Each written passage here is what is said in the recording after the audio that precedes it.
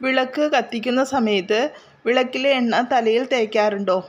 ഇതറിഞ്ഞാൽ ചെയ്യില്ല. നാം പോലും അറിയാതെ പിന്തുടരുന്ന ചില ശീലങ്ങളുണ്ട്. ഇവയിൽ ചിലത് വിപരീതമായ ഫലം നൽകുമെന്ന് നാം അറിയുന്നില്ല. അത്തരത്തിലൊന്നാണ് വിളക്ക് കൊളുത്തിയ ശേഷം ബാക്കി വരുന്ന എണ്ണ തലയിൽ തേക്കുന്ന ഒരു ശീലം. എന്നാൽ അത് ഒരിക്കലും ചെയ്യാൻ പാടില്ല. ഈ ശീലം കാരണം കുടുംബത്തിൽ കടം ഒഴിയില്ലെന്നാണ് വിശ്വാസം.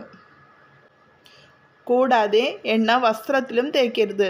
ഇതിനായി നമ്മൾ പൂജാമുറിയിൽ ഒരു തുണി സൂക്ഷിക്കണം. കുളിച്ച് ഈറൻ തോർത്തിയ തുണി തലയിൽ കെട്ടിക്കൊണ്ട് വിളക്ക് കൊളുത്തുന്നത് മാറ്റേണ്ട ശീലമാണ്.